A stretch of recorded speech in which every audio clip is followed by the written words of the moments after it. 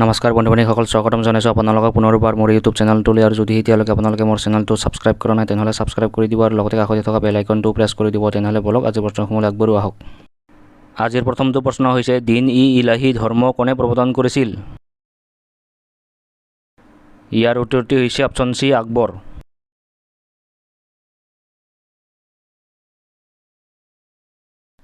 ইয়াৰে নেক্সট প্ৰশ্নটো হৈছে, যেতিয়া আকবৰ সৰু আছিল তেওঁৰ অভিভাৱক কোন আছিল?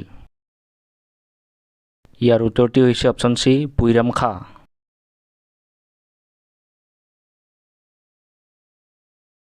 নেক্সট প্ৰশ্নটো হৈছে, চাৰমিনাৰ কোনে সাজিছিল?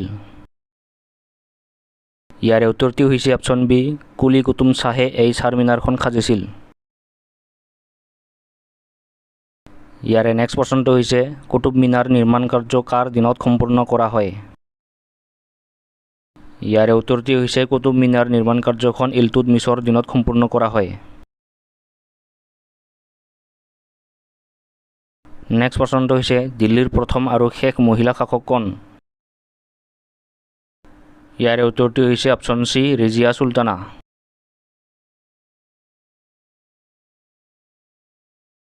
নেক্সট প্ৰশ্নটো হৈছে, ভাৰতৰ প্ৰথম মুছলিম শাসকজন কোন? ইয়াৰে উত্তৰটি হৈছে option D, Mohammad Ghari.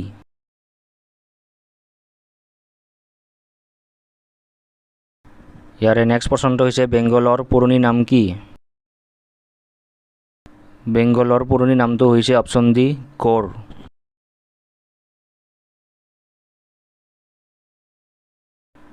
Next প্ৰশ্নটো হৈছে, সম্ৰাট অশোকৰ জীৱনৰ একমাত্ৰ যুদ্ধখন কি? সম্ৰাট অশোকৰ একমাত্ৰ যুদ্ধখন হৈছে অপশ্যন চি, কলিং যুদ্ধ।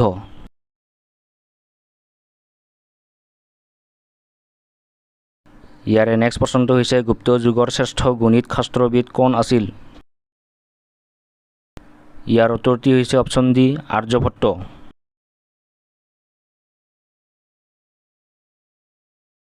নেক্সট প্ৰশ্নটো হৈছে, গুপ্ত যুগক ভাৰতৰ সোণালী যুগ হিচাপে আখ্যা দিয়াৰ প্ৰধান কাৰণ কি? ইয়াৰে উত্তৰটি হৈছে অপশ্যন চি, শিল্প ভাস্কৰ্য, বিজ্ঞান, সংস্কৃত, সাহিত্যৰ উন্নতি হিচাপে। ইয়াৰে নেক্সট প্ৰশ্নটি হৈছে, ভাৰত বুৰঞ্জীৰ কোনটো যুগক হিন্দুবাদৰ সোণালী যুগ বোলা হয়?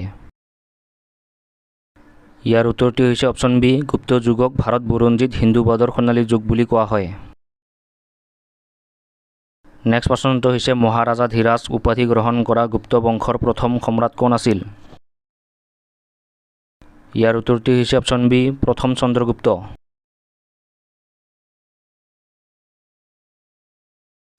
নেক্সট প্ৰশ্নটো হৈছে, গুপ্ত বংশৰ প্ৰতিষ্ঠাতা কোন? গুপ্ত বংশৰ প্ৰতিষ্ঠাতা হৈছে অপশ্যন এ, শ্ৰীগুপ্ত।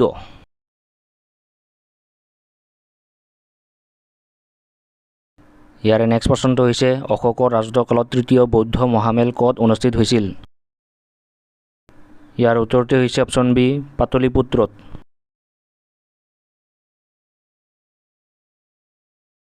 নেক্সট প্ৰশ্নটো হৈছে, অশোকে প্ৰচাৰ কৰা ধৰ্মটোৰ নাম কি আছিল? অশোকে প্ৰচাৰ কৰা ধৰ্মটোৰ নাম হৈছে অপশ্যন বি, বৌদ্ধ ধৰ্ম।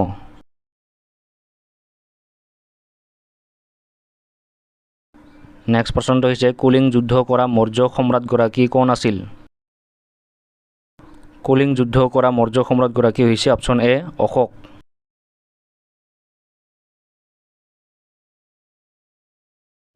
ইয়াৰে নেক্সট প্ৰশ্নটো হৈছে, মৌৰ্য বংশৰ সৰ্বশ্ৰেষ্ঠ ৰজা কোন আছিল? মৌৰ্য বংশৰ সৰ্বশ্ৰেষ্ঠ ৰজাজন হৈছে অপশ্যন চি, মহামতি অশোক।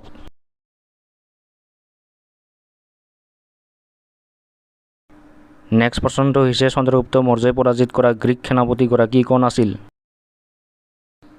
চন্দ্ৰগুপ্ত মৌৰ্যই পৰাজিত কৰা গ্ৰীক সেনাপতিগৰাকী হৈছে অপশ্যন বি, চিলুকছ।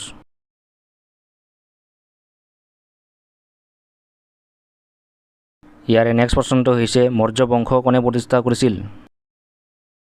ইয়াৰ উত্তৰটি হৈছে অপশ্যন চি, চন্দ্ৰগুপ্ত মৌৰ্যই এই মৌৰ্য বংশখন প্ৰতিষ্ঠা কৰিছিল। নেক্সট প্ৰশ্নটো হৈছে, নন্দ বংশৰ শেষ ৰজা ধননন্দক কোনে হত্যা কৰিছিল? ইয়াৰ উত্তৰটি হৈছে অপশ্যন বি, চন্দ্ৰগুপ্তই।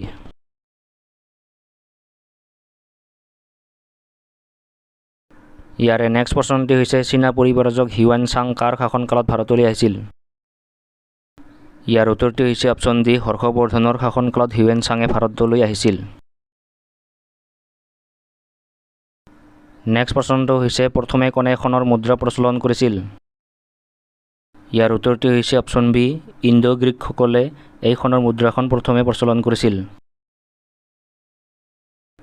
নেক্সট প্ৰশ্নটো হৈছে চৰক কোনগৰাকী ৰজাৰ ৰাজসভাৰ চিকিৎসক আছিল? ইয়াৰ উত্তৰটি হৈছে অপশ্যন বি কনিষ্কৰ।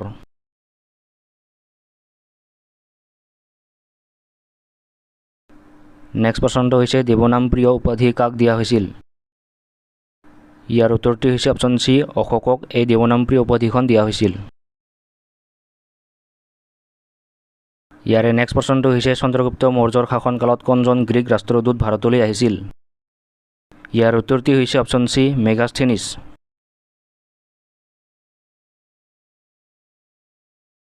নেক্সট প্ৰশ্নটো হৈছে সিন্ধু উপত্যকাৰ মানুহে কোনবিধ ধাতুৰ ব্যৱহাৰ নাজানিছিল? ইয়াৰ উত্তৰটি হৈছে অপশ্যন এ লোহা।